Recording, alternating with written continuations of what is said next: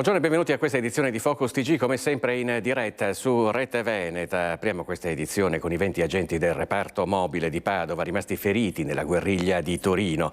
Tra questi c'è anche Alessandro Calista, il 29enne protagonista del video shock che ha fatto il Giro d'Italia. Questa mattina ieri mattina, la visita della Premier Giorgia Meloni in ospedale, mentre il sindacato di polizia FSP tuona escalation di violenza nelle piazze e hanno agito come terroristi. Tanto grazie. Grazie. Il grazie di Giorgia Meloni ad Alessandro e ai suoi colleghi arriva di prima mattina nell'incontro con gli agenti tenuti in osservazione all'ospedale Le Molinette di Torino. Lui è Alessandro Calista, 29 anni, una moglie e un figlio dai quali ha rischiato di non tornare. Uno dei 20 poliziotti del reparto mobili di Padova e 50 in totale feriti nella guerriglia di Torino al corteo per il centro sociale a Scatasuna.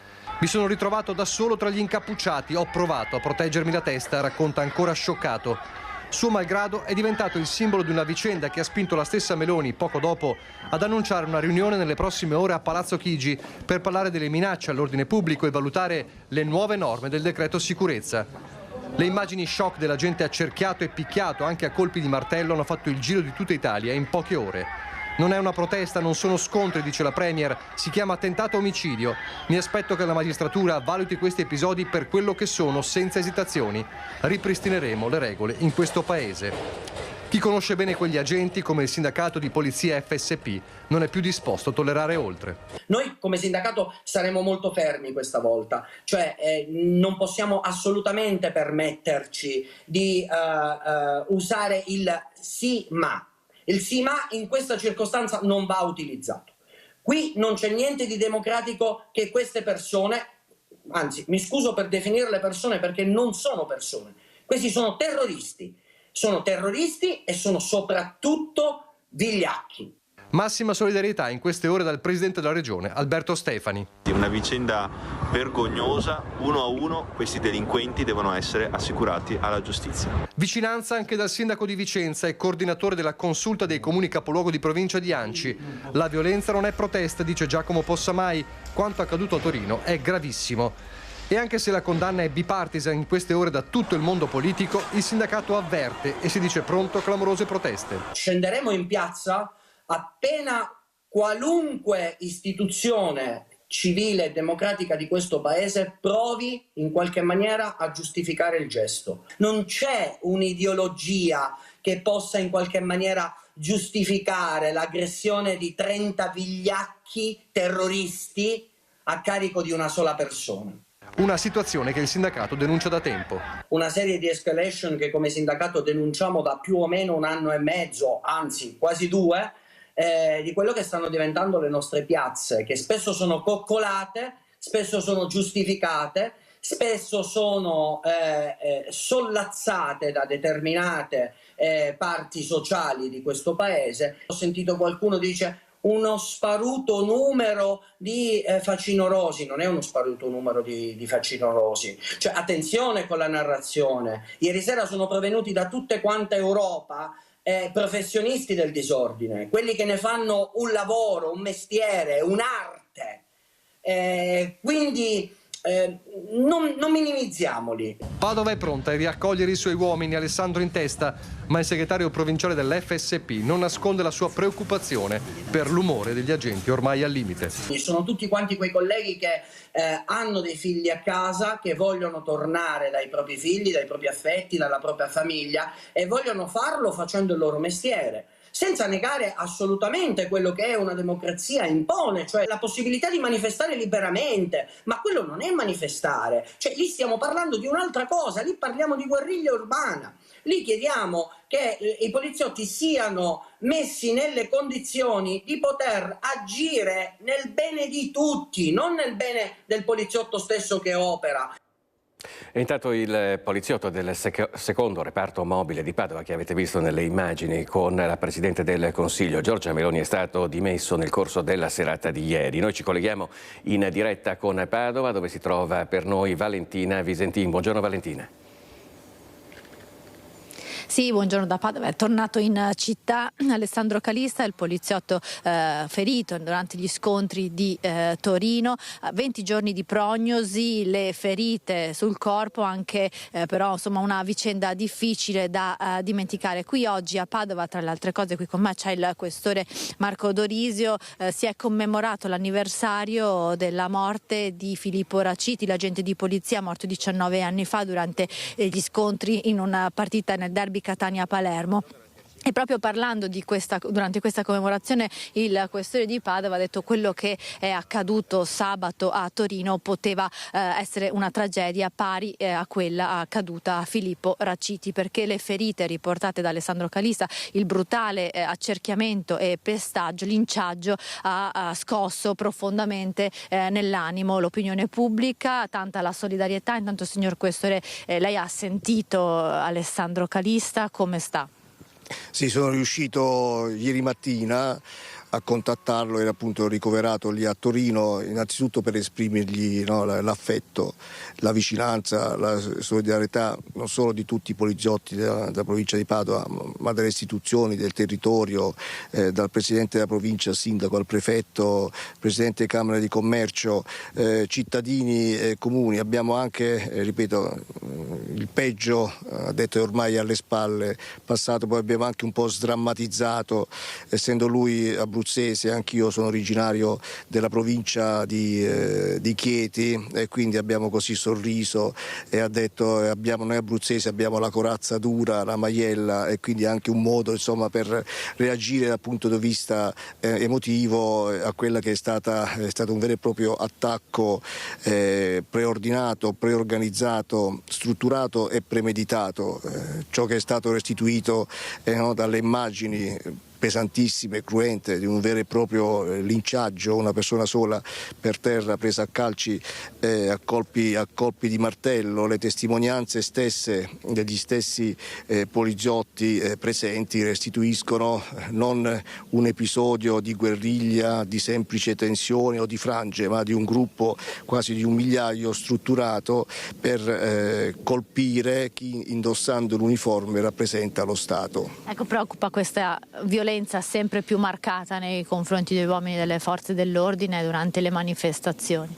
Sì, il dato comune che riscontriamo ormai da un po' di tempo, ripeto, noi siamo chiamati a garantire le libertà, i diritti dei cittadini, il diritto a manifestare liberamente il proprio pensiero, che sia di consenso, di dissenso, quindi noi siamo i garanti di queste libertà, serviamo le comunità, serviamo i cittadini, però ormai quasi sistematicamente ogni qualvolta poi termina una manifestazione assistiamo a questi attacchi proditori, preordinati nei confronti di agenti di polizia, di chi, indossando l'uniforme, per appunto rappresenta lo Stato.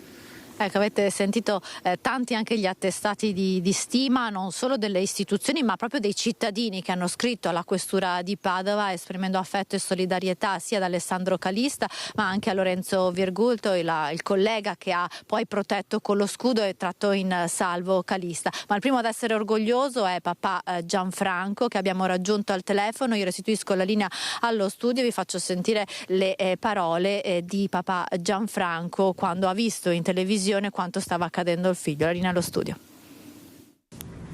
Io sono orgoglioso di mio figlio.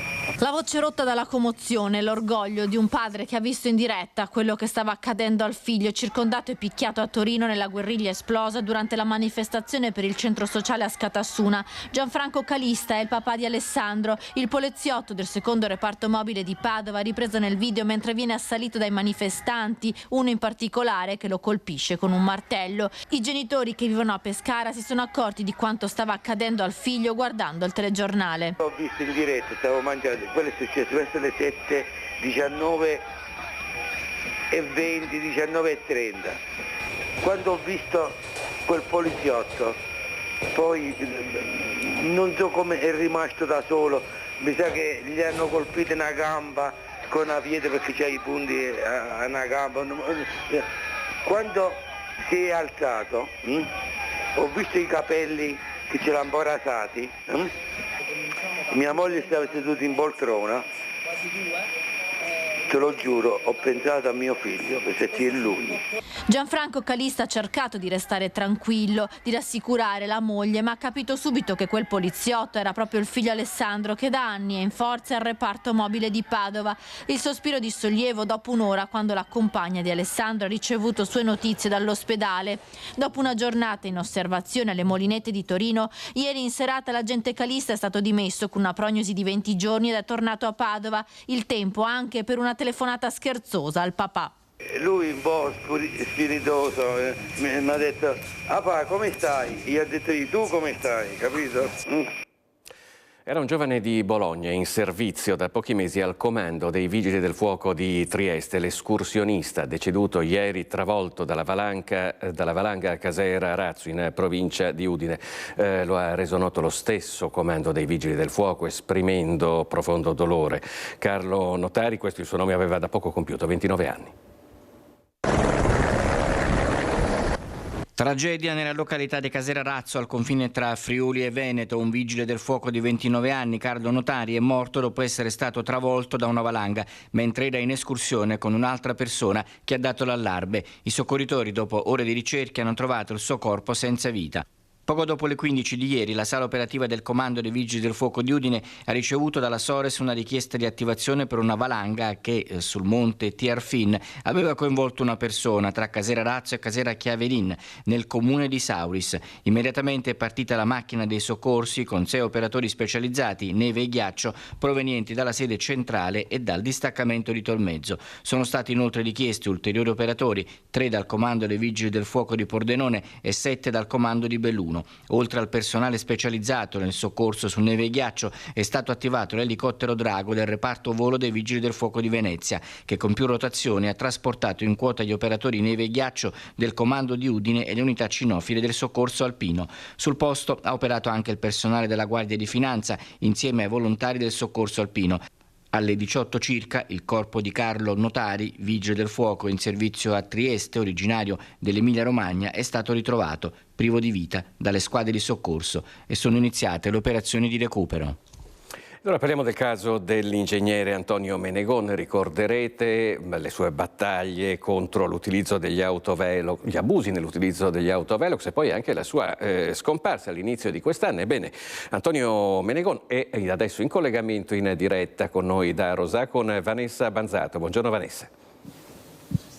Buongiorno a te Filippo e a tutte le persone che ci stanno seguendo da casa. Sì, con me c'è l'ingegnere Antonio Menegon che ha voluto organizzare questa conferenza stampa per dire la sua verità. Ingegnere, vogliamo spiegare proprio il perché di questo appuntamento con gli organi di stampa? Ma sostanzialmente per evitare di dover fare tanti passaggi con diversi organi di stampa in maniera differita, così c'è un unico racconto che viene condiviso e poi vedrò cosa di quel racconto che ho fatto passerà attraverso la stampa. Lei ha dato proprio la sua verità, ha dato la sua versione di tutto un lavoro che in realtà va avanti da più di 20 anni. Lei ha detto anche una cosa importante, non so più chi è il mio nemico. Beh, quello è legato al fatto che ho toccato diversi poteri e alcuni, diciamo così, un po' più oscuri e apparentemente pericolosi, altre che invece dovrebbero essere alla luce del sole, ma in realtà sembrano lo siano. Il suo è stato un allontanamento volontario, così ha dichiarato, che è durato più di 23 giorni, anche se ancora adesso c'è la procura che sta indagando per sequestro di persona. Certo, sta ancora indagando per sequestro di persona.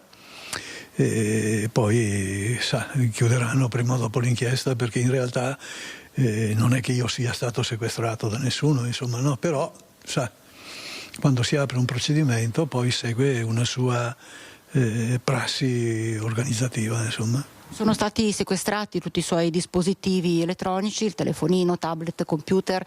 Lei ha parlato di uno stato di paura che l'ha portata ad allontanarsi. No, non è così, non è così. Io ho detto che, diciamo così, ho vissuto negli ultimi tempi anche molte situazioni, come dire, che mi davano da pensare. Però ripeto, come ho già detto una volta, che anche queste potrebbero essere delle suggestioni dove uno individua e caratterizza dei fatti che gli accadono, no? In una maniera che incute preoccupazione, insomma, no? Anche se ultimamente c'è stato un accrescimento di queste situazioni, come dire, un po' equivoche, insomma. A cominciare dai presunti accessi nel suo computer. Sì, dei presunti accessi ai miei computer, e spero che adesso che la Procura ha sequestrato i miei supporti informatici, magari in qualche maniera riesca anche a capire chi li ha fatti, quando sono stati fatti, anche se essendo anche un po' esperto di analisi forense, dubito che se sono stati fatti da persone capaci si riesca a risalire qualcosa.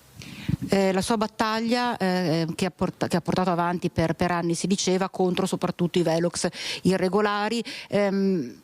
Come intende lei procedere proprio a riguardo di questa lotta che ha portato avanti, e se la vuole continuare a portare avanti? Perché lei ha detto la giustizia ha voluto chiudere tutto, ha voluto sotterrare tutto, non sono stato tenuto abbastanza in considerazione, e poi si è parlato tanto anche di quella deposizione che avrebbe dovuto fare in tribunale a Cosenza. Ma non è che la Procura non abbia tenuto conto e la giustizia non abbia tenuto conto, hanno sostanzialmente ignorato, perché secondo la mia percezione, diciamo così, quando si va a toccare degli interessi che appartengono anche alla pubblica amministrazione, no? Esiste una specie di, come dire, di mal riposta solidarietà istituzionale, no? Che tende, diciamo così, ad alleviare delle cose che hanno anche delle caratteristiche anche molto personali. Quindi c'è questa differenza che vede il cittadino, no? Visto in una maniera che ha molte meno tutele di quanto succede per un qualsiasi funzionario di pubblica amministrazione. E questa è una cosa che mi amareggia molto e che mi ha portato a che cosa? A identificare in questo momento, diciamo così, la mia azione più incentrata verso l'organizzazione della giustizia piuttosto che non contro i velox, che sono diventati tutto sommato una cosa che io credo sia prossima a una soluzione diciamo così definitiva, anche se per la verità non ritengo e non ho mai ritenuto che gli autovelox non siano utili. Contesto il fatto che siano dei sistemi per fare prevenzione. La prevenzione è una cosa che si instaura prima che si verifichi il danno, e invece la sanzione, la multa, arriva 60 giorni dopo, 80, 90, quando uno non si ricorda neanche più cosa è successo, dov'era. Questa non è prevenzione, tutt'al più è deterrenza, che comunque va bene, ma in mancanza di altro. È che questo sistema che ha portato soldi ai comuni ha vietato il percorso di altre situazioni che sarebbero state di effettiva prevenzione. In particolare la legge 120 del 2010 immaginava di mettere i countdown nei semafori e immaginava di mettere i cartelli luminosi di preavviso di quando si superava la velocità. Ora di questi ne vediamo da qualche parte. Lei sappia che sono tutti illegittimi perché non sono mai stati approvati dal Ministero, che non ha mai voluto farlo. Non ha mai voluto farlo perché era cosciente che avrebbero limitato il numero degli incassi ai comuni. Senta, un'ultima battuta. Lei ha detto che al giorno d'oggi i cittadini non si sentono più rappresentati dagli organi di governo. Beh, ma questo è da tanto tempo, ma non è solo dagli organi di governo. In realtà, pur essendo dal punto di vista costituzionale diciamo così, il fulcro dei diritti e della sovranità, in realtà questa qui è stata, diciamo così, portata via dall'apparato, degli apparati, che sono apparati ministeriali, che sono apparati politici, che sono apparati della pubblica amministrazione, che sono apparati giudiziari. Il cittadino, diciamo così, non va più a votare perché è solo uno spettatore, diciamo così, inerme, no? Di scelte e di cose che decidono altri, molte volte contro i suoi interessi. Quindi la pubblica amministrazione, lo Stato, viene vissuto come un nemico, una entità da cui ci si deve proteggere piuttosto che non riconoscersi. Lei si è sentito minacciato dallo Stato? Da poteri dello Stato. Io credo che, diciamo così, anche nel passaggio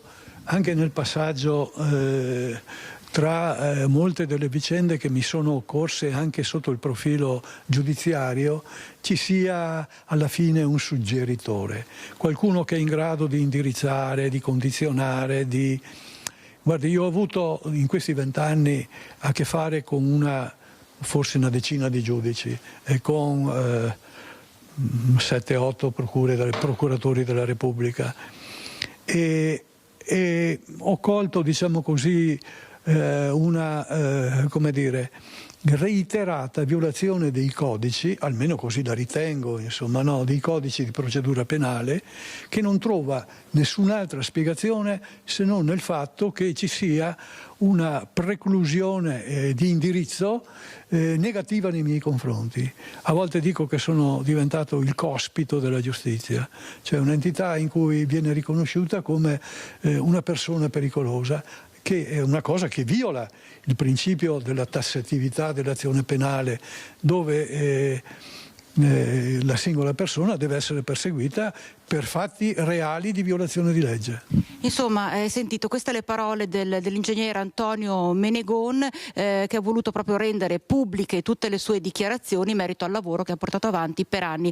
Da Rosà, Filippo, è tutto, ti ricedo la linea. Grazie a Vanessa Banzato in collegamento da Rosà con la collaborazione tecnica di Federico Cibotto. Noi invece voliamo subito a Santa Lucia di Piave perché purtroppo dobbiamo ancora occuparci di una raffica di furti che ha colpito diverse località della nostra regione nel fine settimana e ci colleghiamo in diretta con Cristian Arboit. Buongiorno Cristian. Buongiorno Filippo, buongiorno a te e a tutti i telespettatori di Rete Veneta, anche da parte di Nicoletta Rizzetto. Ci troviamo in via San Michele, siamo tra i territori comunali di Santa Lucia di Piave e Mareno, territorio che non conosce pace perché ormai da settimane, e ve lo stiamo raccontando, si registrano furti. Un furto è avvenuto qui in questa abitazione ieri nel cuore del pomeriggio, quindi neanche in orario serale. Qui con me c'è il proprietario che saluto e ringrazio, il signor Otello Carnielli.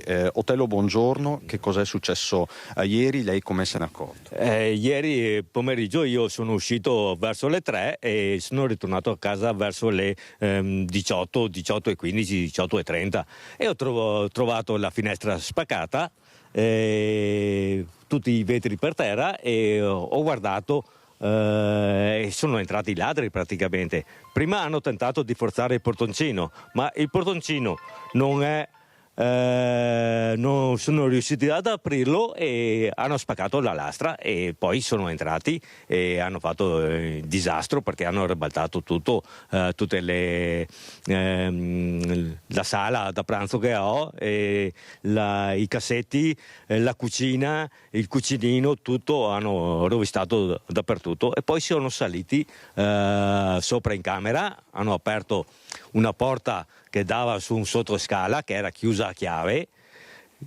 che non conteneva cose, era tutta documentazione dell'azienda praticamente, e là hanno rovistato tutto, la documentazione, hanno rovistato il letto, gli armadi, il comò, sono passati sulle altre stanze e hanno fatto la stessa cosa. Ecco, adesso Nicoletta, Filippo ti mostra un po' le conseguenze di questo colpo in abitazione, finestra sfondata probabilmente con una mazza. Una mazza, sì, perché era un vetro doppio, diciamo, ma era imponente, grossissimo, diciamo. Ho lavorato più di mezz'ora per raccogliere tutti i pezzi di vetro. Ecco, tra l'altro poi i ladri si sono dati alla fuga molto probabilmente tra i campi, come spesso avviene in queste circostanze. sono tra l'altro usciti anche da un'altra finestra che c'era il salotto in fianco alla cucina, alla sala di pranzo, e sono passati attraverso il salotto, hanno aperto la finestra e il balcone e sono usciti dall'altra, perché da dove sono entrati si facevano male di sicuro, perché c'erano vetri dappertutto, insomma. Tra l'altro poi lei ha denunciato il tutto alla polizia. La polizia è arrivata qui sul posto, sì. Anche la scientifica per le impronte. Sì, è arrivata la polizia alle 7 circa ieri sera, è arrivata la polizia e poi è arrivata la scientifica, hanno rilevato le impronte, però la maggior parte sono le mie impronte, perché ci abito io a casa mia, non ci abitano altre persone, insomma. Questo è tra l'altro uno dei punti, però non si tratta di un fatto isolato, quello vissuto dal signor Otello. È stata un fine settimana di allerta qui in zona Santa Lucia, Marino di Piave. Qui con me c'è Ugo Pizzinato che è uno degli animatori delle chat di sicurezza condivisa, chiamiamole così, che si occupano di segnalare in tempo reale quello che accade sul territorio. Sì, queste chat qua sono nate in forma privata. Ok, quindi non è un controllo di vicinato quello che classico organizzato dai comuni, per un'esigenza che i furti hanno sempre di più, e di conseguenza c'è il gruppo di sicurezza di Santa Maria di Piave, che è Santa Maria Sicura, scusami, che è stato organizzato da altre persone, in cui sono entrato anch'io, e che cerchiamo di avvisarci. Poi abbiamo anche, io personalmente ho organizzato un gruppo della via, perché più vicini è meglio, perché i gruppi più concentrati sono nel modo di gestire la situazione, perché più vicini sono, più veloci sei a reagire. Quindi gruppi proprio di prossimità, via per via, quartiere per quartiere. Tra l'altro lei prima mi ha detto una cosa, hanno anche una suoneria specifica. Sì, fortunatamente i gruppi WhatsApp hanno questa possibilità di organizzarsi, di mettere una suoneria specifica per un determinato gruppo, quindi mettetevi un gruppo, una suoneria che vi dia l'allarme, perché se state dormendo, se siete in giro, che vi dia l'avviso che sta succedendo qualcosa per cui dovete essere allertati. E funziona perché a parte quando sono stati qua da Otello, però anche il sabato sera sono stati su un'altra via di via Campana, sempre qua tra Santa Lucia e Marino, e appena dato l'allarme alle 8:30 di sera eravamo tutti allertati, eravamo tutti un po' per la sera, per la notte perlomeno, come quando sono stati a fare la visita qua al mio dirimpettaio ad agosto. Stessa cosa, appena si attiva il discorso del WhatsApp, io ho acceso le luci esterne, loro hanno acceso le luci esterne, cioè crei un minimo di deterrenza, insomma. C'è chi accende la luce, c'è chi fa scattare anche gli allarmi, quindi un po' tutto per... Cioè, fai vedere che sei presente, che c'è una presenza, che c'è un qualcosa che ostacola il movimento di queste persone, perché sennò non può funzionare, no? Senta Pizzinato, lei è uno degli animatori appunto di questi gruppi e dice ultimamente devo un po' bloccare le persone, perché c'è un clima di esasperazione che può tradursi anche in clima di violenza. Diciamo che è un sentore, allora nei gruppi nostri no, fortunatamente siamo gente bella equilibrata per il momento, però poi visto che comunico anche per il comune, comunico anche determinate cose, cerco sempre di invitare a non far scaturire violenza, perché tanta gente parla, adesso ultimamente si parla di fucili, di pistole, che mi prendo questo, mi prendo quello, gli do una scarica, cioè calma, perché poi si alza il livello, perché se il ladro si aspetta di venire a casa nostra in tranquillità e bene o male, tanto la giustizia italiana non è che faccia più di tanto, scusate, ma insomma è scappata, è un discorso, ma se viene preparato che potrebbe trovare violenza, arriva direttamente già più violento, più predisposto a una possibile reazione e anche a reagire, quindi si alza il livello. Quindi lei dice alziamo l'allerta, facciamo teniamoli lontani, facendo vedere che ci siamo, che esistiamo, che collaboriamo, che cooperiamo. La cosa che fanno loro per noi, perché loro per visitare un appartamento, una casa, si organizzano. Noi dobbiamo essere organizzati perché non vengano a casa nostra. Ed evitare che violenza generi altra violenza. Altra violenza, assolutamente, perché sennò poi diventa peggio del Far West.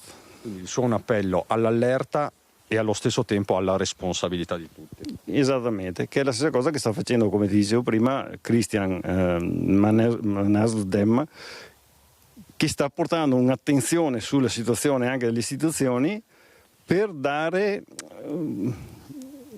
questa unione tra le persone, perché siamo troppo divisi, c'è troppa divisione, poca collaborazione, di conseguenza vanno a rubare a 2 case più in là e nessuno dice niente. Magari si vede anche sta macchina che si ferma, si notano determinate cose, però nessuno parla, e quindi cosa cambia? Cioè, la sicurezza dov'è che la trovi? Grazie Ugo Pizzinato, grazie per queste riflessioni importanti, grazie per la sua testimonianza. Signor Otello, insomma, adesso lei che cosa si augura, che cosa spera? Spero che le forze politiche e le istituzioni cerchino di risolvere certi problemi, che mettano a posto, che sistemino qualcosa, perché finora non mi sembra che hanno fatto tante cose. C'è da sistemare la gente non la gente per bene, da sistemare i ladri, la delinquenza, chi rompe le scatole a chi cerca di vivere in tranquillità. Basta.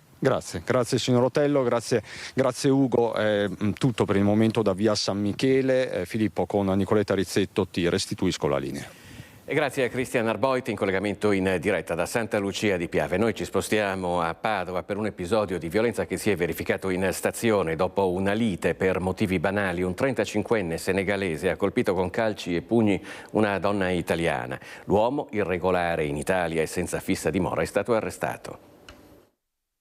Arrestato dagli agenti delle volanti a ridosso del piazzale della stazione, è accaduto sabato sera. Sono le 23:10 quando un uomo chiede aiuto a una pattuglia in transito. Una donna era stata aggredita con calci e pugni e lui aveva chiamato il 118. Trovata la donna, una cittadina italiana di 42 anni, gli agenti hanno ricostruito quanto accaduto. La vittima aveva discusso pochi minuti prima con uno straniero, dalle parole si era passati ai fatti e l'uomo, che conosceva, l'aveva colpita con violenza per poi fuggire. Grazie alla descrizione gli agenti hanno rintracciato l'aggressore, un senegalese di 35 anni, irregolare in Italia e senza fissa dimora, con numerosi precedenti alle spalle e già raggiunto da un avviso orale del questore.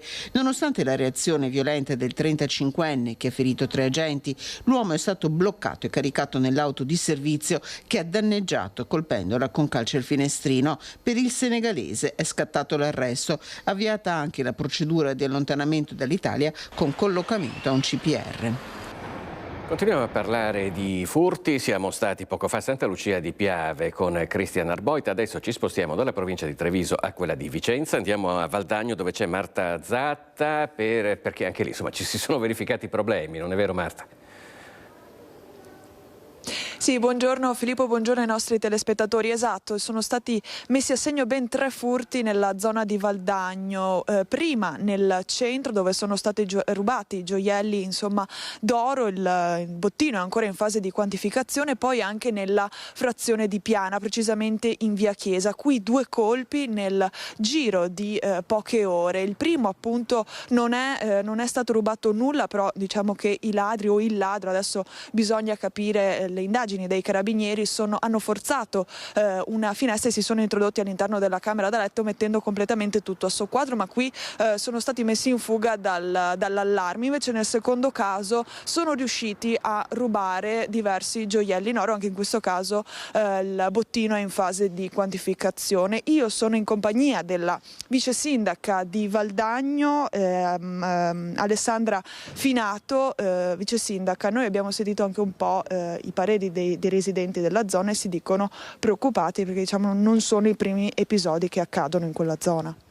Assolutamente, mi preme innanzitutto sottolineare vicinanza alle famiglie che hanno subito questi furti. Sappiamo che questi fenomeni destano poi grande preoccupazione nella comunità, l'attenzione è alta e la sicurezza rimane uno dei cardini della nostra amministrazione.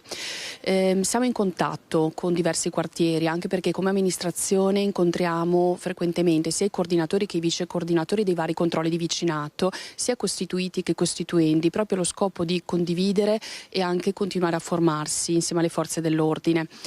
La nostra speranza è appunto che riescano a individuare quanto prima gli autori di questi furti. L'attenzione, appunto, come dicevo, rimane alta da parte nostra, il massimo impegno per continuare a sostenere la costituzione di gruppi di controllo di vicinato. Ci sono anche dei rappresentanti di altri quartieri che sono venuti e ci hanno manifestato l'intenzione e l'interesse a capire meglio in che cosa consiste e come funziona. Li incontreremo anche questa settimana e poi è importante continuare a implementare il sistema di videosorveglianza.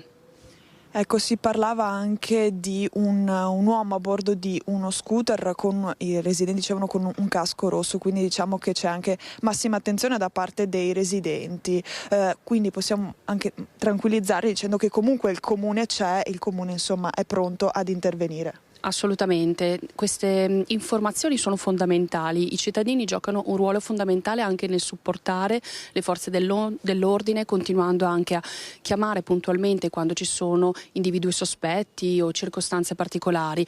Da parte nostra il massimo impegno a continuare a sostenere appunto il sistema di videosorveglianza, che è fondamentale perché permette anche a posteriori di andare a individuare gli autori di certi reati.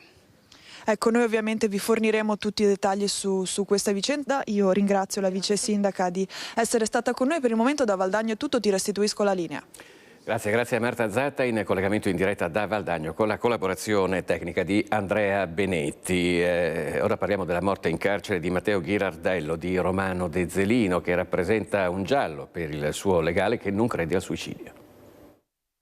Personalmente e a nome della famiglia di Matteo Ghirardello esprimo forti dubbi sul fatto che la sua morte si possa ricondurre come mero gesto anticonservativo posto in essere per personale e autonoma autodeterminazione. L'avvocata Letizia De Ponti di Vicenza fa ritenere che la morte in carcere a Padova del suo assistito Matteo Ghirardello, 32 anni, di Romano De Zelino, sia avvenuto in un contesto ben diverso da quello di un suicidio. Matteo stava scontando una pena definitiva fino al 2028 per una rapina alla sala giochi Eldorado di Bassano che affermava di non avere commesso e attendeva il ricorso alla Corte di Giustizia europea. Lo stesso giorno della morte la sottoscritta ha parlato personalmente con la direttrice del carcere chiedendo il trasferimento del detenuto presso altro carcere o quantomeno lo spostamento di sezione, esprimendo grave e concreto timore per l'incolumità di Matteo.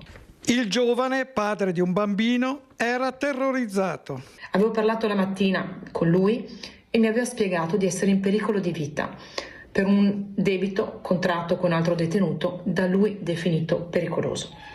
Questa mattina la mamma di Matteo mi ha anche trasmesso una lettera che lui aveva scritto in data 16 gennaio 2026, purtroppo arrivata il giorno prima del tragico epilogo, nel quale il ragazzo dava addirittura disposizioni di sepoltura se gli fosse capitato qualcosa in carcere. La Procura della Repubblica di Padova ha aperto un fascicolo per istigazione al suicidio, ma le indagini potrebbero prendere anche un'altra piega. Questi, come altri elementi, verranno messi a disposizione della Procura affinché venga fatta chiarezza sulla dinamica della morte del ragazzo. Operazione della polizia nella zona della stazione ferroviaria di Padova, arrestati 2 uomini trovati con hashish e cocaina. Un punto di scambio nascosto tra le siepi a pochi metri dalla stazione. È qui che la polizia di Padova ha interrotto un'attività di spaccio di hashish e cocaina, arrestando 2 uomini e avviando le procedure di espulsione. Gli agenti della squadra mobile hanno notato in via Tommaseo a Padova un 46enne di origine marocchina, irregolare e senza fissa dimora, muoversi con fare sospetto insieme a un connazionale di 37 anni che svolgeva il ruolo di palo. Poco dopo, il 46enne ha recuperato della droga da una siepe in un parcheggio in via della Pace. Si trattava di cocaina, poi consegnata al complice per la vendita. Al controllo, il primo è stato trovato con 2 grammi di hashish e 50 euro in contanti, il secondo con 12 grammi di cocaina appena ricevuti. I 2 sono stati arrestati in concorso per possesso ai fini di spaccio di sostanze stupefacenti. Divieto di dimora in Veneto per il 46enne, obbligo di firma per il 37enne. Il questore ha disposto il trasferimento del primo al centro per i rimpatri di Trapani e il rimpatrio immediato del secondo in Marocco. 3 spacciatori invece sono stati arrestati dai carabinieri nella zona di Bassano del Grappa. A Romano De Zelino è stato trovato un bazar della droga, mentre a Tezzi un 25enne stava contrattando mentre era già agli arresti domiciliari. 3 arresti per detenzione di droga ai fini di spaccio in 2 distinti episodi. A Romano d'Ezzelino i carabinieri hanno scovato un vero bazar dello stupefacente. I militari, supportati dal nucleo cinofili di Torreglia, nel corso di una perquisizione domiciliare, hanno trovato più di 1,5 etto tra cocaina e marijuana, 1.150 euro in contanti, ritenuti provento dell'attività illecita, nonché alcuni bilancini di precisione e materiale vario per la lavorazione e il confezionamento dello stupefacente. In manette sono finiti un uomo di 42 anni e la compagna 36enne, già noti agli archivi delle forze dell'ordine. Per lui si sono spalancate le porte del San Pio X, mentre per la compagna sono stati disposti i domiciliari. Spacciava invece, nonostante fosse già ai domiciliari per il medesimo reato, un 25enne di Tezze sul Brenta, pizzicato mentre stava contrattando con una cliente. Durante un controllo i carabinieri di Rosà hanno notato infatti 2 donne che bazzicavano con fare sospetto attorno alla casa del giovane e una cercava di celarsi dietro le piante. I militari non ci hanno pensato 2 volte e sono entrati nell'abitazione del 25enne, sorprendendolo mentre stava nascondendo nelle mutande una busta trasparente con dentro polvere bianca, risultata poi essere chetamina. In casa trovati 100 grammi di stupefacente, cocaina e marijuana per un valore superiore ai 5.000 euro sul mercato, oltre a un bilancino elettronico e materiale vario per il confezionamento delle dosi. Portato in caserma, sottoposto al direttissimo, il giudice ne ha convalidato l'arresto, che deve continuare a scontare nella sua abitazione di Tezze. Un 53enne di Arcognani invece è stato arrestato per violenza sessuale. Lui respinge con forza le accuse. Avrebbe approfittato della fragilità e della fiducia di una minorenne della zona di Pistoia per instaurare con lei un rapporto che, secondo l'accusa, si sarebbe trasformato in una serie di abusi sessuali. Con questa ipotesi i carabinieri hanno arrestato un agente di commercio di 53 anni, residente ad Arcugnano, ora sottoposto agli arresti domiciliari. I fatti risalirebbero allo scorso inverno. La ragazza, 16enne, avrebbe conosciuto l'uomo tramite una chat online. Da lì sarebbero iniziati i contatti, prima virtuali e poi di persona. Secondo quanto ricostruito dai militari, gli incontri sarebbero avvenuti in più occasioni, tra dicembre e l'inizio di gennaio di quest'anno, anche approfittando delle vacanze natalizie. A far emergere la vicenda sarebbero state le confidenze della giovane, che si è rivolta ai familiari. Da qui è partita la segnalazione alle forze dell'ordine e l'avvio delle indagini, coordinata dalla Procura di Pistoia. I carabinieri hanno raccolto testimonianze, messaggi ed altri elementi utili a ricostruire il rapporto tra i due. Nel corso delle perquisizioni gli investigatori avrebbero trovato anche materiale e sostanze ora al vaglio degli inquirenti, elementi che, afferma l'accusa, hanno contribuito a rafforzare il quadro accusatorio. Il GIP ha ordinato che l'uomo sia posto ai domiciliari in attesa degli sviluppi delle indagini. L'uomo respinge le accuse e sostiene di poter provare l'infondatezza delle accuse. Un altro uomo invece è stato arrestato nell'Alta Padovana a Campodarsego, sempre per aggressioni all'ex compagna. Ha continuato a perseguitare e aggredire l'ex compagna nonostante divieti imposti dal giudice. Per questo un uomo residente nell'Alta Padovana è stato arrestato e portato in carcere dai carabinieri. I militari della stazione di Campodarsego hanno eseguito un'ordinanza di custodia cautelare in carcere emessa dal GIP del Tribunale di Padova su richiesta della Procura, nell'ambito di un procedimento per maltrattamenti in famiglia. L'indagine è nata da una serie di episodi iniziati nel marzo scorso, quando i carabinieri di Trebaseleghe erano intervenuti nell'abitazione della donna a seguito di una violenta aggressione.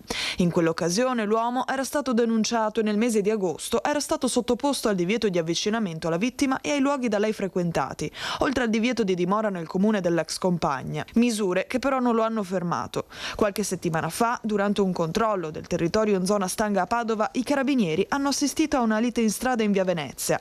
L'uomo stava strattonando la donna per i capelli. Alla vista della pattuglia ha tentato di fuggire, ma è stato bloccato dopo un breve inseguimento.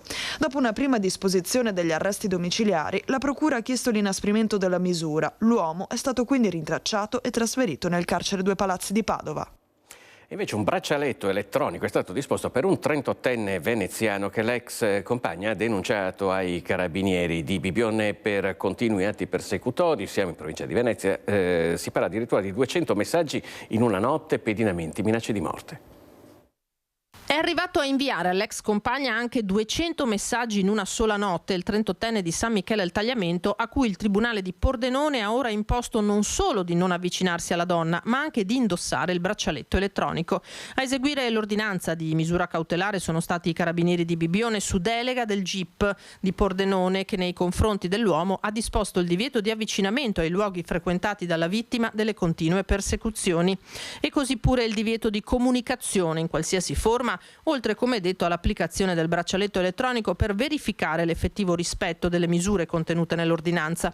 Il 38enne era già stato raggiunto da un ammonimento del questore per stalking, ma questo non l'ha dissuaso dal perseguitare la donna. Centinaia di messaggi e telefonate, pedinamenti, minacce di morte, tanto che a ottobre era scattata la denuncia. I successivi accertamenti hanno permesso di documentare l'escalation di atti persecutori dal dicembre 2024 a oggi. Da qui l'aggravamento dei provvedimenti a carico dell'uomo.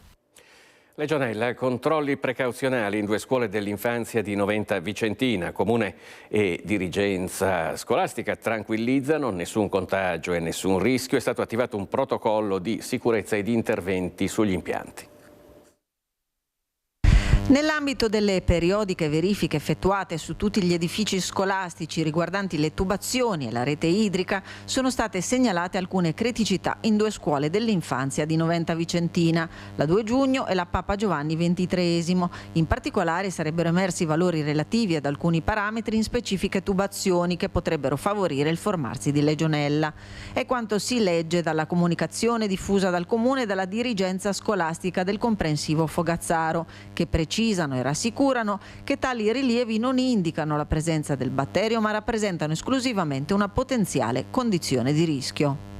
Non ci sono contaminazioni, quindi voglio rassicurare subito, immediatamente, sia il personale scolastico, sia con tutte le famiglie, ovviamente con i bimbi che sono lì nella scuola materna di 2 giugno e Papa Giovanni XXIII di Saline. Tanto chiariamo, la scuola non è stata chiusa, lunedì ci saranno regolari lezioni e tutto quanto è nella norma. I controlli che sono fatti a tutti quanti gli edifici comunali riguardano ovviamente le tubazioni e la parte esterna, che potrebbe anche essere, diciamo così, compromessa a volte da agenti esterni. Mi hanno detto che non c'è nessun contagio, ma alcuni valori che potevano dare, diciamo così, un'ipotesi di focolaio di legionella erano stati rilevati in queste 2 scuole e non nelle altre. Pertanto è stato attivato un protocollo di sicurezza e adottate le necessarie misure di precauzione, fa sapere l'amministrazione. A ulteriore garanzia, nei prossimi giorni verranno effettuate analisi di approfondimento. In quelle 2 scuole lì abbiamo ritenuto opportuno fin da ieri, appena comunicati i dati, intervenire col protocollo indicato ovviamente dall'ufficio igiene dell'ULS e avvisando immediatamente anche l'ente gestore della rete idrica, che è Viacqua. Quindi hanno fatto già un intervento di pulizia, è già stato praticamente accertato che non c'è nessun tipo di contagio. Tra l'altro fortunatamente entrambe le scuole recentemente hanno fatto dei lavori importanti anche a tutto quanto l'impianto idrico ed è dotato di filtri antibatterici, quindi siamo anche ulteriormente rassicurati da queste forme, diciamo così, di tutela. Abbiamo già avvisato una ditta specializzata che farà la pulizia totale di tutto l'impianto e faranno un ulteriore accertamento nella mattinata di lunedì. E invece alla scuola dell'infanzia Gabelli del Lido di Venezia c'è grande preoccupazione per presunti disservizi e per la qualità dei pasti serviti ai bambini. Polpette di pesci decisamente maleodoranti e presunti insetti trovati nei piatti di pasta e fagioli. È apprensione alla scuola dell'infanzia Gabelli del Lido di Venezia, dove alcuni genitori hanno denunciato gravi disservizi nel servizio mensa. Secondo quanto segnalato, sarebbero state servite polpette con ingredienti andati a male. In un altro caso sarebbero stati trovati insetti nella pasta e fagioli. Un episodio definito sconcertante dalle famiglie, che ora chiedono spiegazioni immediate e controlli approfonditi sulla qualità del cibo servito ai più piccoli. Il Comune e Ames hanno in corso verifiche. Parla così Danny Carella, consigliere di municipalità del Lido Pelestrina e membro del comitato dei genitori. Quanto è successo alle scuole del Lido e ai bambini è sicuramente fonte di grossa preoccupazione e di sconcerto da parte di tutta la comunità dei genitori. Io per primo ho mio figlio frequentante una di quelle scuole ed è evidente che non bisogna mai abbassare la guardia dal punto di vista dei controlli e delle verifiche. Si necessita di un'indagine approfondita da parte delle istituzioni coinvolte, quindi il comune in primis, ma anche da parte di Ames e anche della municipalità. La preoccupazione intanto cresce e le mamme si dicono pronte a iniziative ufficiali se non arriveranno risposte chiare.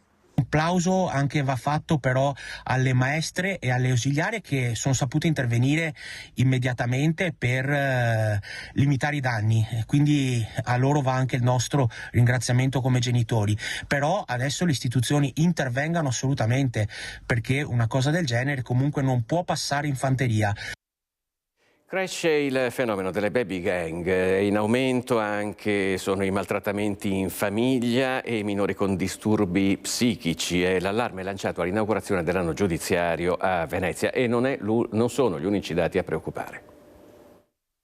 È stato notato un rilevante aumento delle richieste di rinvio a giudizio in relazione a gravi reati contro la persona, anche per 2 omicidi, il patrimonio e o concernenti gli stupefacenti, commessi da giovani anche appartenenti alle cosiddette baby gang che agiscono spesso ai danni di coetanei. Si tratta di un fenomeno allarmante diffuso pressoché sull'intero territorio del distretto. Alla cerimonia di inaugurazione dell'anno giudiziario in Tribunale a Venezia, la Presidente reggente della Corte d'Appello, nel parlare del Tribunale dei minori, ha espresso preoccupazione per la crescita del fenomeno delle baby gang, ma non è l'unico aspetto a preoccupare. È il costante aumento dei procedimenti penali per maltrattamenti in famiglia da parte dei figli verso i genitori e dei disagi dei minori stranieri entrati in Italia in età già grande per ricongiungimenti familiari o adozione internazionale. Inoltre nei procedimenti penali è in crescita il numero di imputati che presentano problematiche legate a disturbi psichici o alle dipendenze, ciò che richiede un intervento urgente e non più procrastinabile per l'apertura di comunità sanitarie per minori. Un fenomeno su cui la Regione si sta già attivando. È importante cominciare a sviluppare una giustizia che sia sempre di più targetizzata. Proprio su questo tema abbiamo sviluppato e abbiamo in cantiere l'iniziativa della comunità ad alta integrazione sanitaria per i minori. Per rispondere a questo fenomeno c'è bisogno di risposte concrete e soprattutto risposte che tengano conto di questa evoluzione. La società cambia, il crimine cambia, le tendenze anche del crimine cambiano e c'è bisogno di dare risposte che sanno tener conto di questi cambiamenti.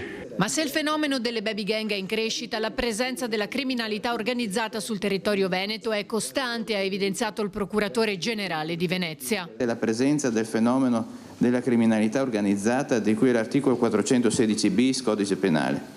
Le indagini svolte e le sentenze restituiscono la mappa territoriale che vede prevalentemente l'aggressione delle province di Padova, Venezia, Verona e di misura minore di Vicenza. La spartizione territoriale vede dominante la criminalità calabrese indranghetisca, Cosca, Grande, Aracri, Gerace, Albanesi nelle province di Padova, Verona e Vicenza, mentre il fenomeno camorristico interessa la parte orientale della provincia di Venezia. Ancora presente, ha aggiunto poi, nel centro storico il fenomeno criminoso che si estrinseca nelle estorsioni alle imprese di trasporto riferibile alla cosiddetta mala del tronchetto.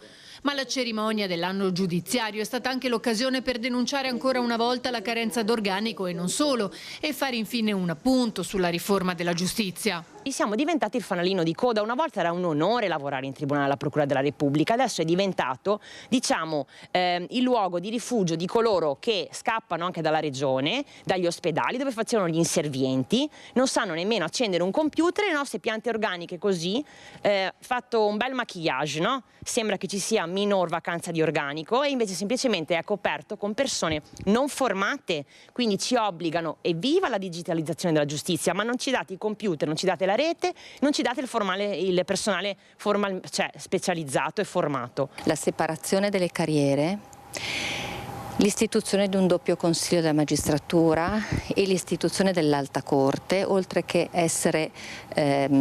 comportare dei costi molto impegnativi per lo Stato, non apporterà nessun beneficio all'amministrazione della giustizia, cioè non incide sull'efficienza. E ora ci colleghiamo in diretta con Venezia, dove è in corso di svolgimento una conferenza stampa che è stata indetta peraltro circa un'ora fa. Si tratta dell'arresto di un latitante da circa 9 anni in Colombia, un uomo originario di Chioggia che è ritenuto una figura di spicco del narcotraffico tra il Sud America e l'Italia. Colleghiamoci in diretta, sentiamo che cosa stanno dicendo. Dedicato alla ricerca e cattura dei latitanti, che da 3 anni stava inseguendo questo soggetto. Il signor Procuratore ha illustrato quello che è stato l'itinerario del latitante che abbiamo ricostruito, quindi prima col treno fino ai confini con la Francia, poi dalla Marsiglia, poi si imbarca sul carico sulla nave mercantile per andare in Guadalupa con falsi documenti che attestavano la sua cittadinanza romena. Da lì poi quindi una serie di spostamenti, nave da crociera, spostamenti in terraferma per arrivare fino a Santa Marta in Colombia. Santa Marta. A questo punto, grazie anche a un'attenta attività di collaborazione con il servizio di cooperazione internazionale di polizia, la seconda divisione di Interpol, abbiamo stretto sempre di più il cerchio e siamo arrivati a individuare l'area dove si presupponeva lui si stesse nascondendo da noi, perché poi come risultato lì svolgeva una vita tutt'altro che riservata. Dopodiché abbiamo mandato il nostro personale, che era lì ormai da 8 giorni, il nostro personale in Colombia, e assieme all'autorità del posto e appunto allo SHIP sono riusciti a individuare la villa dove lui si stesse rifugiando. Lì è stato molto interessante, dovevamo essere sicuri che fosse veramente lui, ovviamente era 3 anni che non lo vedevamo, con un drone è stato osservato dall'alto, peraltro col fatto che stava in piscina abbiamo individuato il tatuaggio che aveva sul petto e da lì abbiamo avuto la certezza che appunto si trattasse proprio del nostro latitante. È scattato il blitz e l'uomo è stato assicurato alla giustizia, per ora si trova, come diceva il procuratore, in un carcere colombiano e insomma siamo certi che nei tempi che richiede ovviamente tutta la regolarizzazione dell'atto poi potrà pagare il suo debito. Che tatuaggio? Un tatuaggio sul petto. Che cosa rappresenta? Quindi questi alcuni dettagli in diretta dalla conferenza stampa che si sta svolgendo ora in Procura a Venezia sull'arresto di questo narcotrafficante di Chioggia che è stato fermato in Colombia dopo una latitanza di quasi 10 anni. Noi torniamo all'inaugurazione dell'anno giudiziario a Venezia perché è stata anche occasione per affrontare il tema del sovraffollamento e dei suicidi nelle carceri, anche alla luce dei recenti fatti avvenuti a Padova. Non sono fenomeni semplici. Vanno combattuti ovviamente con un'azione congiunta e in questo ringrazio anche qui la Regione Veneto che è assolutamente disponibile, il rapporto ovviamente tra amministrazione penitenziaria da un lato a tutti i livelli e Regione deve proseguire perché il servizio sanitario è importante, il servizio di assistenza, il servizio socio-psichiatrico anche, è fondamentale. Intervenendo alla cerimonia di inaugurazione dell'anno giudiziario a Venezia, il sottosegretario alla giustizia Ostellari ha affrontato il tema dei suicidi in carcere, l'ultimo avvenuto a Padova. Un fenomeno che non si arresta e su cui ha puntato il dito anche il presidente del Consiglio dell'Ordine degli Avvocati, Bortoluzzi. Non intendo sottrarmi all'obbligo e al diritto di denunciare la barbarie della situazione carceraria in Italia. Ma la situazione dei detenuti e delle detenute non può e non deve essere affrontata con calma e con lentezza. Il numero dei suicidi non è più tollerabile, non è degno di un paese che vuole essere civile. Quello che non voglio è che i suicidi risolvano il problema del sovraffollamento. Ostellari ha poi ribadito l'importanza del lavoro per reintegrare i detenuti. Il lavoro consente davvero di abbattere la recidiva, di tranquillizzare tutti. Una volta imparato un mestiere, quando esci, per il 98% dei casi non delinqui più. E credo che questo sia il grande obiettivo che dobbiamo raggiungere. Parlando infine della riforma della giustizia, il sottosegretario ha dichiarato: La necessità di affrontare un dibattito che rischia di diventare solo uno scontro tra di noi. Invece la finalità è quella di parlare ai cittadini. E parlare ai cittadini significa ovviamente spiegare ai cittadini, però spiegare ai cittadini la verità, non le bugie che abbiamo sentito non qui oggi, ma fuori da qualche altra parte, in qualche contesto. Quindi anche chi fa legittima battaglia per il no, va bene, lo faccia, ma non si può lamentare se poi qualcuno sottolinea le bugie. Ecco, le bugie non vanno bene. Ci fermiamo per un istante, ci rivediamo tra pochissimo.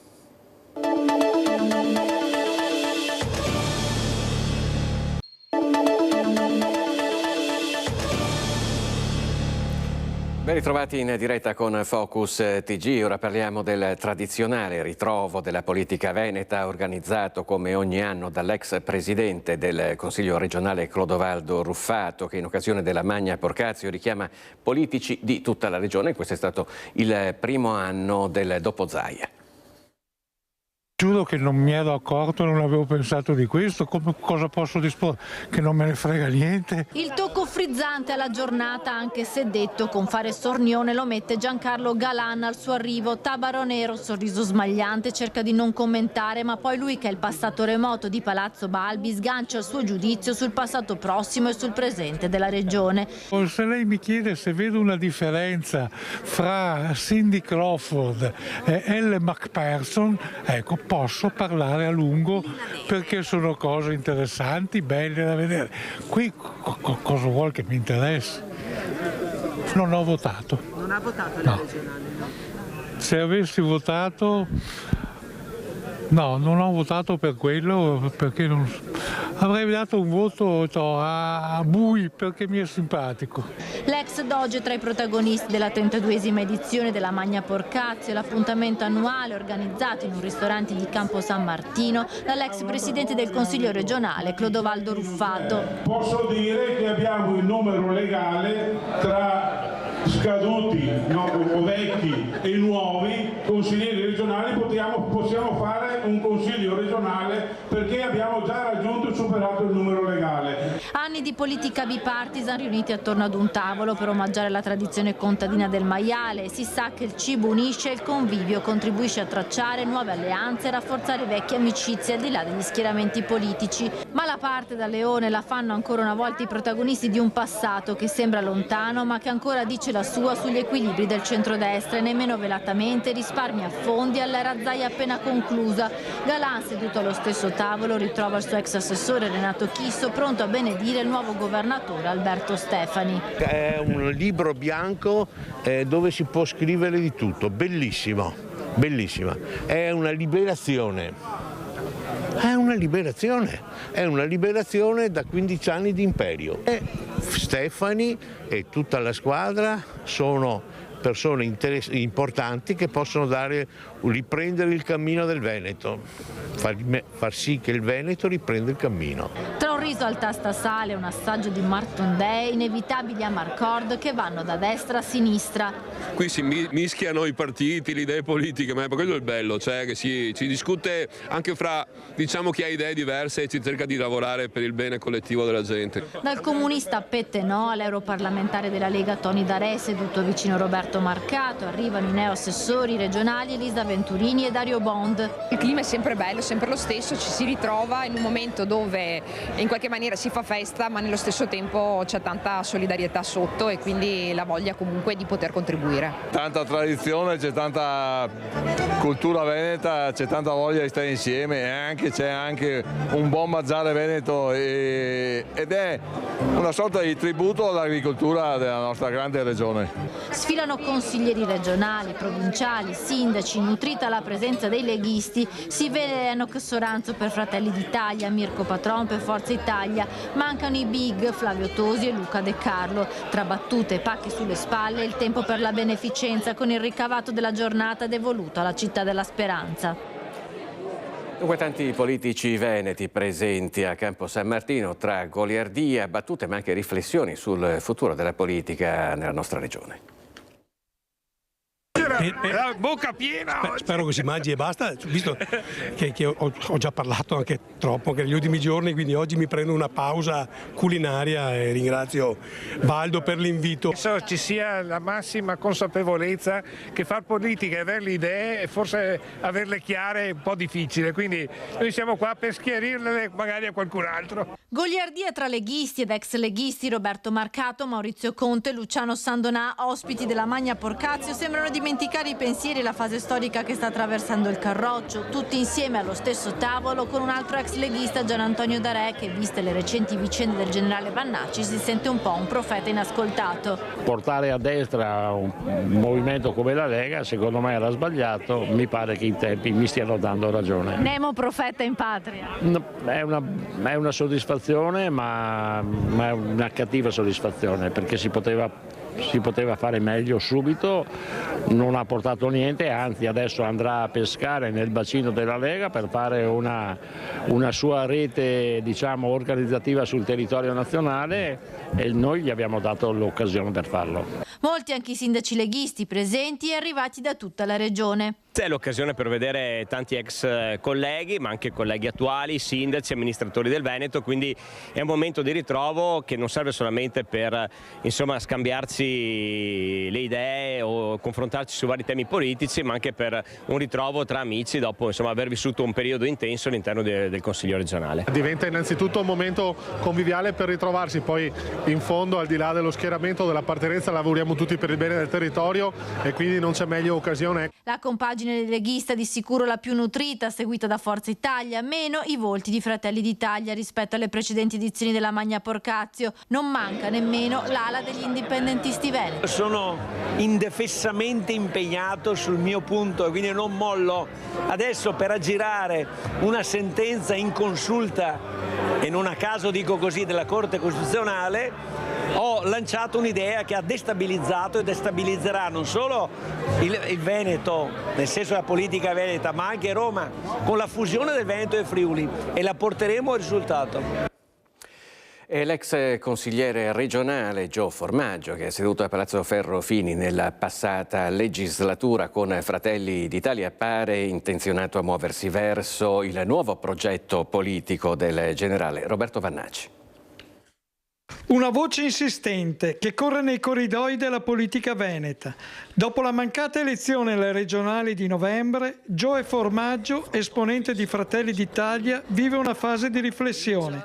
Secondo fonti qualificate, sono in corso i contatti con l'area del generale leghista Roberto Vannacci, protagonista di un progetto politico autonomo pronto a decollare.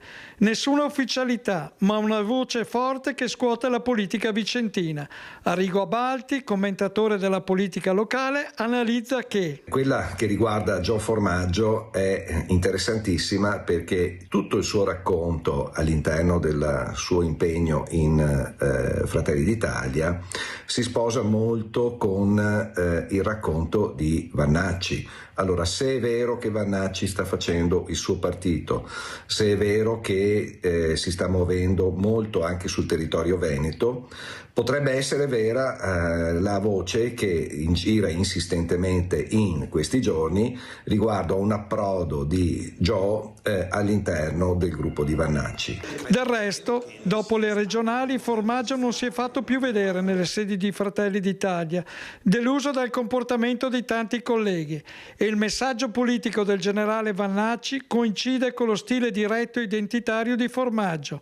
Per ora è una voce qualificata. Ci ricordiamo tutti le sue intemerate sia in campagna elettorale che prima, ma al momento non abbiamo la conferma. Vedremo nei prossimi giorni se lui confermerà il suo arrivo nel gruppo del generale o meno. Il rischio inquinamento PFAS nelle falde dell'Alto Vicentino, in attesa l'approvazione di una norma di salvaguardia da parte della Regione. Biasimo per il ritardo è stato espresso dal presidente della provincia di Vicenza, Andrea Naltrin.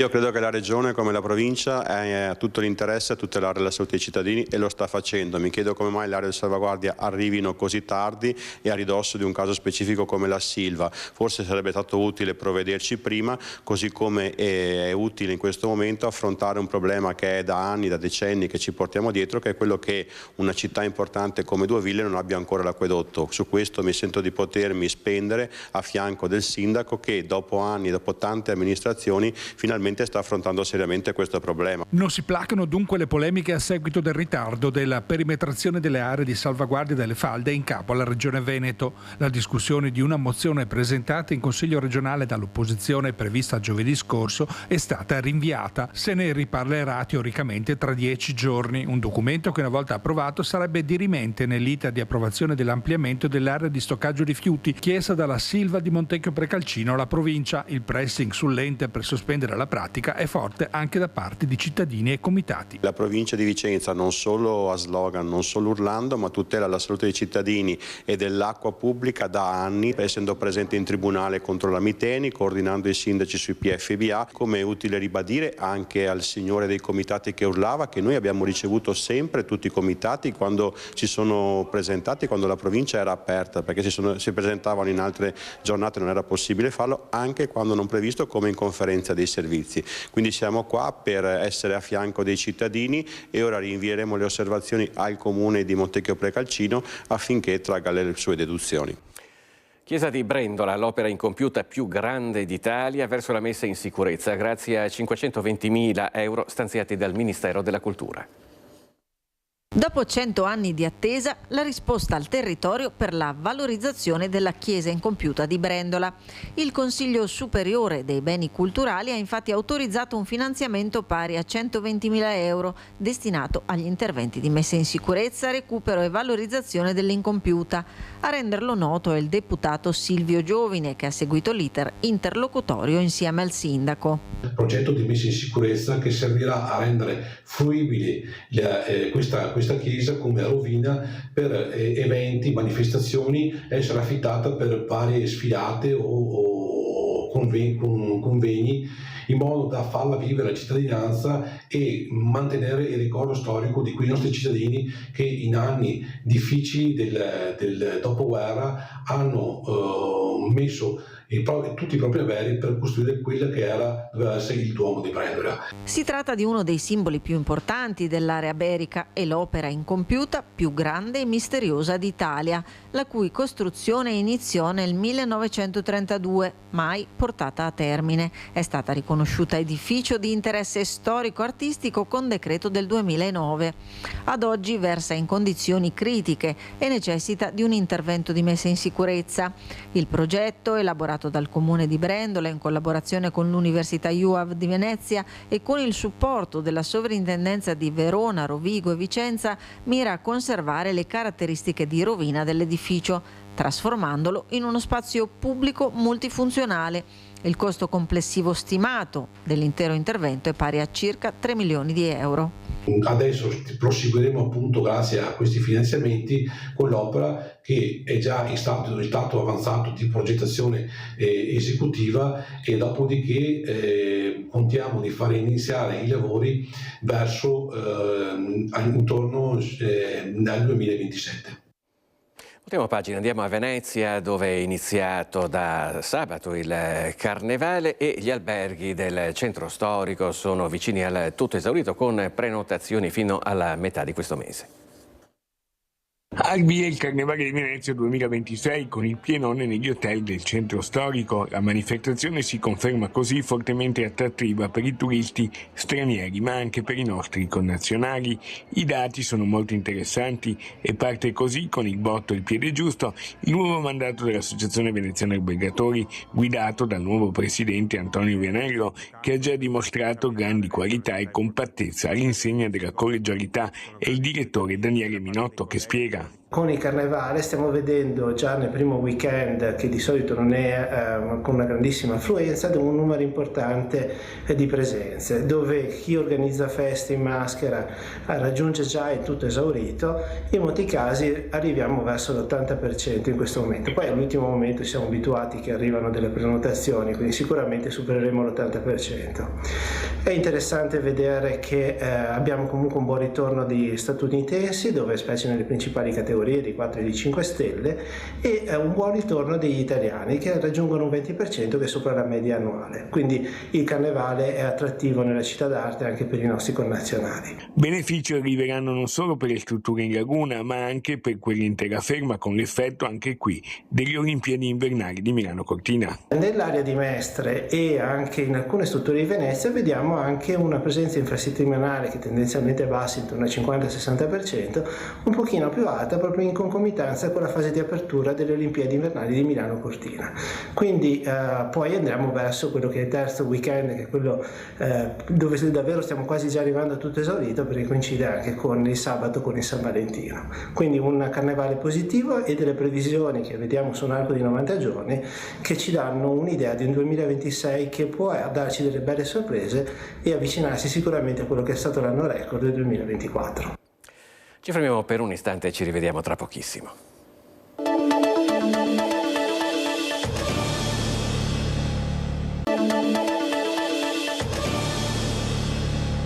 Ritrovati nuovamente in diretta con Focus TG. Cresce tra la gente la voglia di sicurezza ed è tutto esaurito nei giorni scorsi, è stato tutto esaurito al seminario di Krav Maga per insegnare le tecniche naturali di autodifesa. Siamo a Treviso.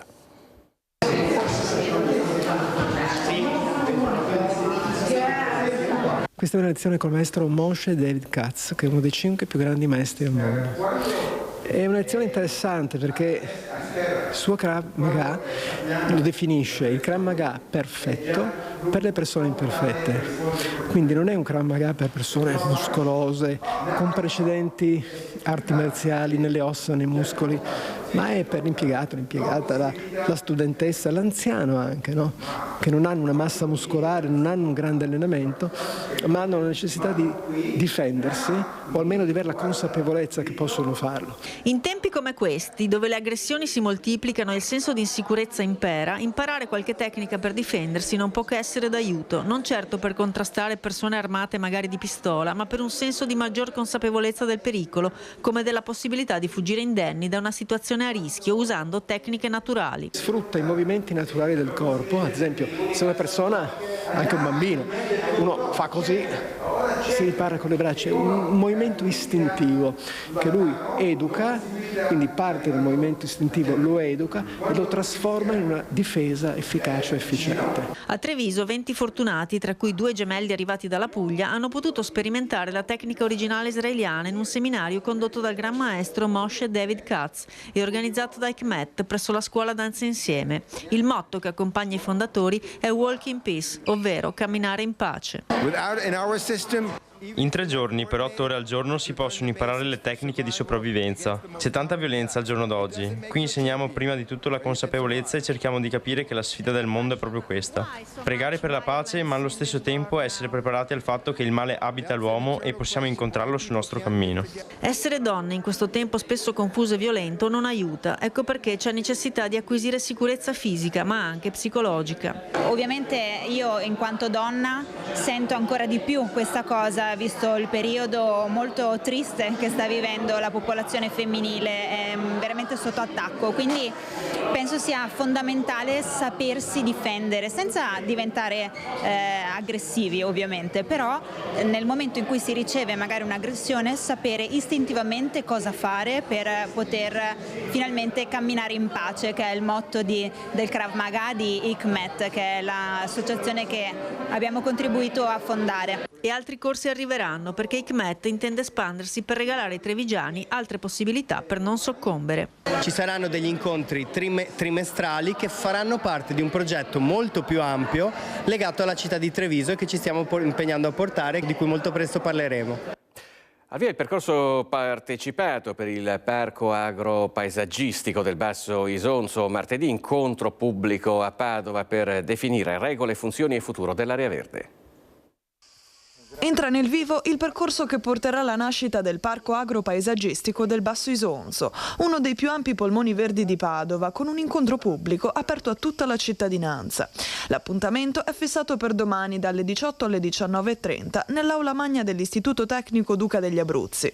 L'incontro, dal titolo Finalmente Basso Isonzo, segna l'avvio ufficiale del percorso partecipato promosso dal settore verde, parchi e agricoltura urbana del Comune di Padova, in collaborazione con Etifor. Sono tutti invitati dai residenti, le aziende agricole, le associazioni, i comitati di quartiere e alle imprese locali. Inizia un percorso importante per la messa a terra del progetto di realizzazione definitiva del parco agropaesaggistico dopo che il Consiglio Comunale ha adottato la variante di perimetrazione dell'area del parco. È già da diversi anni che lavoriamo su questo fronte, abbiamo valorizzato tutti i terreni comunali assieme al campo dei girasoli e abbiamo quindi tutta una produzione di agricoltura biologica anche grazie a campi e terreni che abbiamo acquisito salvandoli dalla cementificazione e salvaguardando questa progettualità che prosegue da anni. Il progetto punta a valorizzare l'area del Basso Isonzo attraverso un modello di sviluppo basato su agricoltura di qualità, tutela del suolo e biodiversità, contrastando il consumo di territorio. Un progetto ambizioso, importante, che soprattutto segue una direttrice impostata da molti anni e ci permette adesso, con l'adozione della variante, questo percorso di partecipazione che inizia martedì, poi con l'approvazione definitiva della variante, la stesura anche di un regolamento per come coltivare e gestire i campi all'interno di questo perimetro, ecco che con tutte queste azioni andiamo veramente a compiere un passo definitivo, finalmente, per il Parco Agropaesaggistico del Basso Isonzo. E a Treviso questo è il primo giorno del nuovo presidente della provincia Donadel. Noi ci colleghiamo in diretta con lui e accanto naturalmente al neopresidente c'è il nostro Lucio Zanato. Buongiorno Lucio. Buongiorno ai telespettatori di Rete Veneta. Sono con appunto il neopresidente eletto ieri sera alle 21:30 in un'anomalia, devo dire, che è determinata dalle province, perché intanto si vota non con voto diretto di fatto ma con un voto algoritmico addirittura, per cui non è che un voto uno vale uno, vale in proporzione, perché qui votano amministratori e sindaci. Ma detto questo, c'è stata la vittoria del centrodestra. Noi stiamo ragionando molto anche di futuro e di attività. Presidente, qui si parla molto di pedemontana, di area ad esempio verso il Bassanese, c'è un'attenzione per quanto riguarda la viabilità già nel suo programma? Sì, buongiorno a tutti. Prima di tutto sono onorato di ricevere oggi la carica di Presidente e ringrazio tutti i sindaci, tanti amministratori che mi hanno sostenuto in queste settimane. Viabilità, parte della pedemontana, come ho già detto, ho ascoltato tanti amministratori, la pedemontana sicuramente ha cambiato un po' gli scenari della viabilità, tanto è stato fatto, bisogna continuare ad investire in quella direzione lì per aumentare anche quella che è la sicurezza. Poi lei un'altra cosa ha detto oggi in una conferenza stampa: mi piacerebbe pensare a maggiori sinergie nel trasporto pubblico. Voi siete all'interno di MOM, ma ad esempio c'è tutta la zona del Bassanese che è, diciamo, di linea. Arrivare a un biglietto unico addirittura Veneto, lei pensa? Allora sì, quello è un sogno, no, del biglietto unico, ma ovviamente questa non è una competenza solamente che riguarda la provincia, ma che riguarda la regione. Piacerebbe vedere un cittadino che prende un biglietto e va dal litorale a Cortina, quindi sì, può essere un sogno, però bisogna lavorare. Attualmente la situazione che abbiamo è frutto di una logica di più di 30 anni fa, che va assolutamente rivista. Ecco, due cose velocissime perché siamo in chiusura. La prima, lei pone molta attenzione anche ai giovani, anche nella zona del Bassanese, della nostra, diciamo, del Trevigiano, quella parte lì, risente molto delle situazioni di baby gang eccetera. L'impegno sarà quello di dare maggior sport, insomma maggiori opportunità a questi giovani attraverso palestre nuove. Sì, allora per quanto riguarda anche quelle che sono le competenze della provincia, non ha una competenza diretta sulla sicurezza, però magari qualcosa in più lo si può fare. Ha fatto tanto il presidente uscente Stefano Marcon, io vorrei continuare ad investire su quelli che sono i compendi sportivi, perché ascoltando tanti sindaci ci chiedono la possibilità di utilizzare le palestre, le strutture sportive che la provincia ha nel territorio provinciale vicino ai vari istituti scolastici, e così magari da dar modo alle società sportive di far giocare i nostri giovani, che così magari si tengono lontani da cattive frequentazioni e sicuramente crescono con dei valori più forti. Avrà un'attenzione per quei comuni montani, diciamo così, tipo mi viene in mente Pieve del Grappa, quelle zone lì dove la viabilità è importante e molte volte è anche penalizzata proprio perché non è proprio un territorio pianeggiante. Beh, l'attenzione ci sarà per tutti i comuni. Ci sono tanti piccoli comuni che hanno anche delle difficoltà con il personale, con gli uffici tecnici. Ecco, mi piacerebbe fare in modo che la provincia sia di supporto per portare avanti le tante progettualità che ogni sindaco conosce per il proprio territorio e che vuole vedere realizzate il prima possibile. Insomma, tante le cose nel carnet, delle cose da fare del neopresidente anche per i territori, diciamo così, dell'ovest della Marca Trevigiana, e con questo ti restituisco la linea.